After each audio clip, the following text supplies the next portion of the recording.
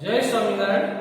Shri Swaminarayan Vidyasagar school online शिक्षण में आप सौ विद्यार्थी मित्रों हार्दिक स्वागत करूं छुं।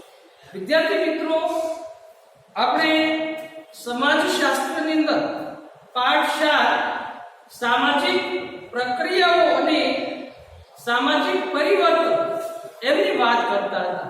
પ્રક્રિયા એટલે સતત ચાલતી ક્રિયા, એમની આપણે કાલે વાત કરી કે જે શબ્દની પાછળ કરણ શબ્દ લાગે એ બધી પ્રક્રિયાઓ હોય છે, જેમ કે સમાજીકરણ, औद्योगिकीकरण, खानगीकरण, वैश्विकीकरण, तो आ बधी सतत शुरू रहती क्रिया है।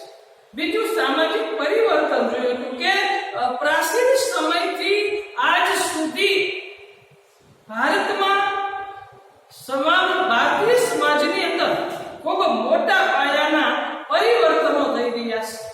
સમાજની તમામ સંસ્થાઓની અંદર પછી કુટુંબ હોય, લગ્ન સંસ્થા હોય, ધર્મ સંસ્થા હોય કે આર્થિક સંસ્થા હોય, તમામ સંસ્થાઓની અંદર આપણે પરિવર્તન અનુભવી રહ્યા છે। એમની પણ આપણે કાલે વાત કરી કે ભાઈ કુટુંબની અંદર પહેલા સંયુક્ત કુટુંબમાં લોકો રહેવાનું વધારે પસંદ કરતા હતા અને સંયુક્ત કુટુંબની અંદર રહીને બાળકોનો ઉછેર સારી રીતે થતો હતો, એમના સંસ્કારોનું સિંચન સારી રીતે થતું હતું। પણ આજે સંયુક્ત કુટુંબના સ્થાને વિભક્ત કુટુંબો અસ્તિત્વમાં આવી રહ્યા છે। તો આ કુટુંબમાં આવેલું પરિવર્તન છે। માતા પિતા અને પુત્ર સાથેના સંબંધોમાં પરિવર્તનો આવી રહ્યા છે। પહેલા સ્ત્રી તાબેદારીમાં રહેતી, તો આજે એમાં પણ પરિવર્તનો આવી રહ્યા છે।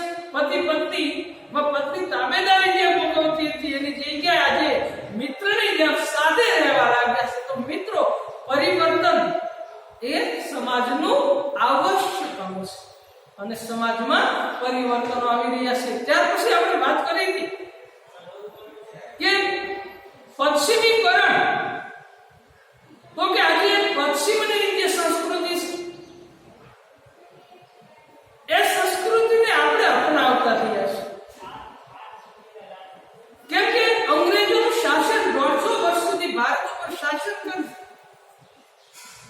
તો પહેલા તો આપણે અંગ્રેજી ભાષાનો સ્વીકાર કર્યો, અંગ્રેજી ભાષા બોલવા લાગ્યા। ઘણી બધી એવા પારિભાષિક શબ્દો જેમ કે બેટ, બોલ, ટેબલ, બોર્ડ, બ્લેકબોર્ડ, તો આ બધા સામાન્ય રીતે આપણને ખ્યાલ નથી, પણ આ બધા અંગ્રેજી શબ્દો આપણે વ્યવહારમાં ઉપયોગ કરતા થયા। એ પશ્ચિમીકરણની અસર છે। જુદા જુદા દિવસોની ઉજવણી, મધર્સ ડે હોય, ફાધર્સ ડે હોય, વેલેન્ટાઇન ડે હોય, ફ્રેન્ડશિપ ડે હોય, તો આ જે દિવસોની ઉજવણી કરીએ એ પણ એક પશ્ચિમીકરણની અસર આપણા ઉપર જોવા મળે છે। તો વિદ્યાર્થી મિત્રો, સામાજિક પરિવર્તન એટલે કે બદલાવ, ફેરફાર આપણને સમાજમાં જોવા મળે છે। સામાજિક ક્રિયાની આપણે વાત કરીએ કે સામાજિક ક્રિયાની વિભાવના એક પ્રકારનું માળખું પૂરું પાડતું હોય, તે હેઠળ કોઈ પણ ઘટના કે સામાજિક પરિવર્તનને સમજાવી શકે છે। બધી જ ક્રિયાઓ એક ચોક્કસ અર્થ દ્વારા સામાજિક જગતની રચના કરે છે। સામાજિક ક્રિયાનો ખ્યાલ મેક્સ વેબરે આપ્યો છે। મેક્સ વેબરના મતે સમાજીકરણની ક્રિયાની વૈજ્ઞાનિક પદ્ધતિથી અર્થપૂર્ણ સમજ મેળવતું વિજ્ઞાન છે।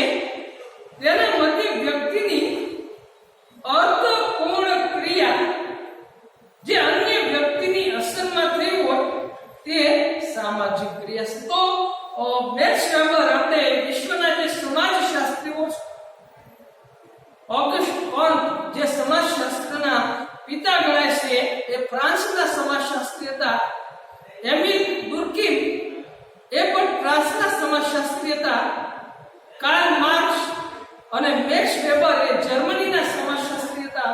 તો એમણે જે સામાજિક ક્રિયા કે તેમના મતે વ્યક્તિની અર્થપૂર્ણ ક્રિયા, વ્યક્તિ કોઈને કોઈ ક્રિયા સાથે જોડાયેલો છે, એટલે કે વ્યક્તિ કોઈ પણ આર્થિક ક્રિયા કરે છે, ક્રિયા કરતા કામ, પૈસા મેળવવા માટે એ કોઈને કોઈ વ્યવસાયમાં જોડાય છે. વ્યક્તિની અર્થપૂર્ણ ક્રિયા જે અન્ય વ્યક્તિની અસરમાં થઈ હોય તે સામાજિક ક્રિયા છે.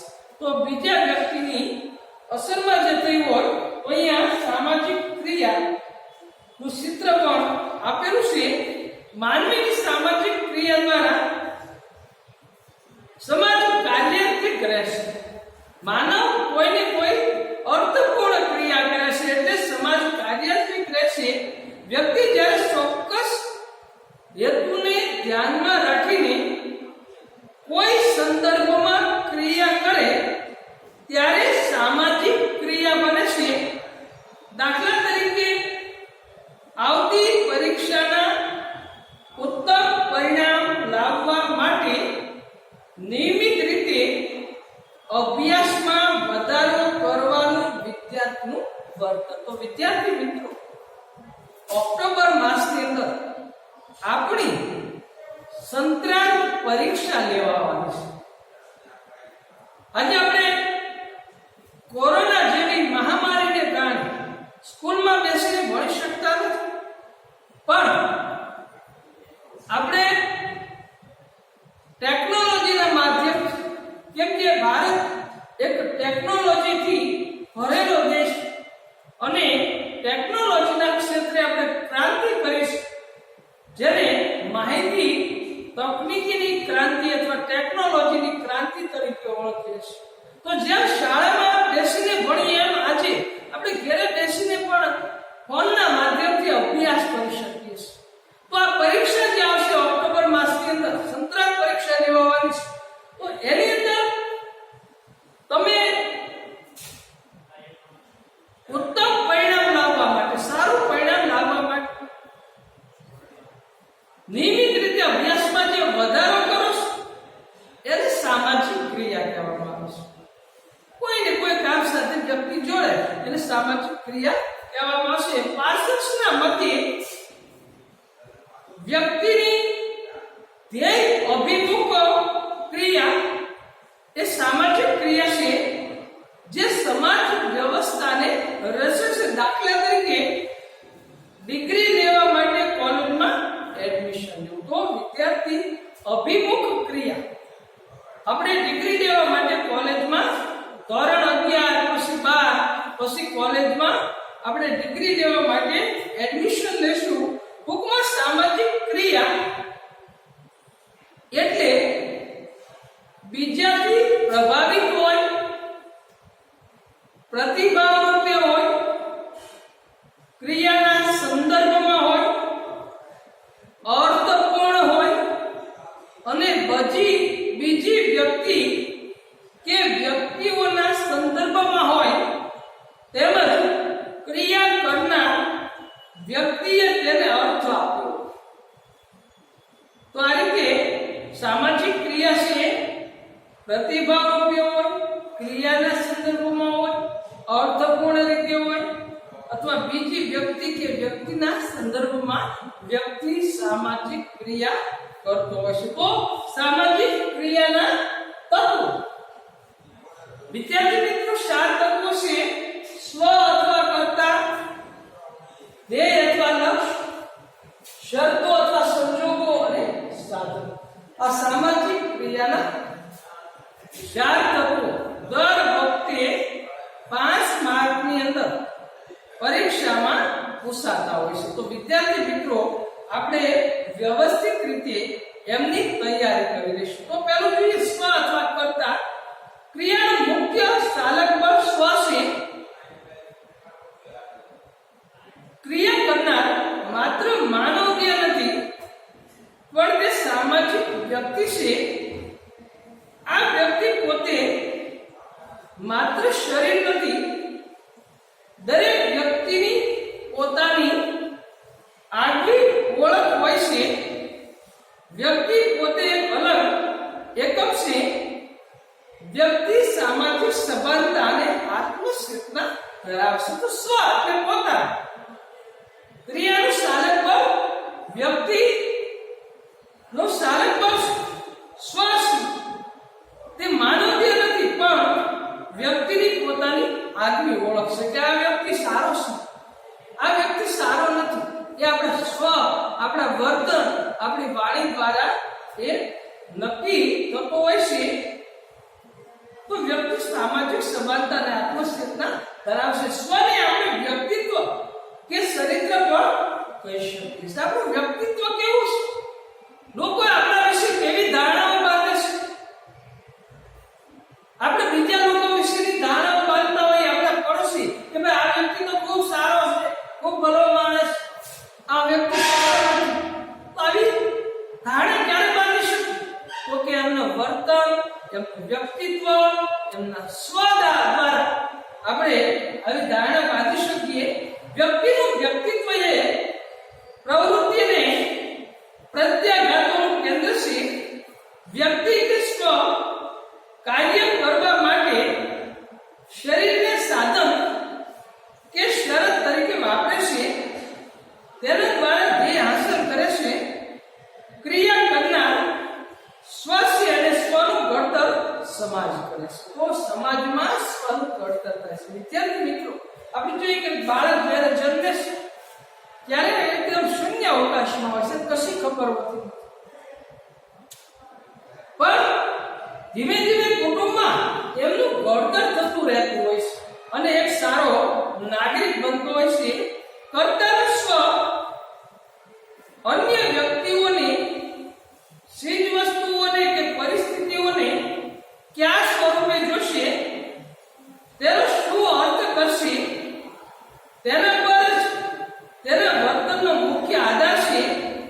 એટલે કે સ્વને સમજવું ખૂબ જ જરૂરી છે, કારણ કે તેનાથી તે જગતનું પ્રત્યક્ષીકરણ કેવી રીતે કરે છે, તે શું વિચારે છે જેવી આત્મલક્ષી બાબતો જાણવા મળે છે. દાખલા તરીકે પુરુષોની સ્ત્રીઓને જોવાની દ્રષ્ટિ. આપણે જોઈએ કે સ્ત્રીઓના જુદા જુદા રૂપ હોય છે. માતાનું રૂપ, બહેનનું રૂપ, પત્નીનું રૂપ. તો દરેક વ્યક્તિ એમની જે જોવાની રીત છે તો એ કેવી છે, તો એ આત્મલક્ષી બાબત છે. તો અહીંયા સ્વ અથવા કર્તા, ત્યાર પછી બીજું છે ધ્યેય અથવા લક્ષ્ય. વિદ્યાર્થી મિત્રો, દરેક વ્યક્તિને પોતાનું ધ્યેય હોવું જોઈએ. જિંદગીની અંદર તમે શું બનવાના છો, તમે અભ્યાસ કરો છો, પણ ભવિષ્યમાં તમારે શું બનવું છે એ તમારે અત્યારથી નક્કી કરવું પડે છે. જો અત્યારથી નક્કી નથી કરી શકતા તો આપણને એ આપણું ધ્યેય નથી હોતું, તો આપણને સફળતા નથી. તો સફળતા મેળવવા માટે ધ્યેય એ અતિ આવશ્યક છે. તો ધ્યેય અથવા લક્ષ્ય આપણું લક્ષ્ય હોવું જોઈએ. લક્ષ્ય સિવાય આપણે સફળતા પ્રાપ્ત કરી શકતા નથી. તો એ અથવા લક્ષ્યની વાત હવે પછીના પીરિયડમાં આપણે કરીશું. અહીંયા રાખીએ. જય સ્વામિનારાયણ. પણ વિદ્યાર્થી મિત્રો, આપણે ટૂંકનોંધની અંદર સ્વ અથવા કર્તા એક ટૂંકનોંધમાં લખી નાખીશું. તો અહીંયા રાખીએ. જય સ્વામિનારાયણ.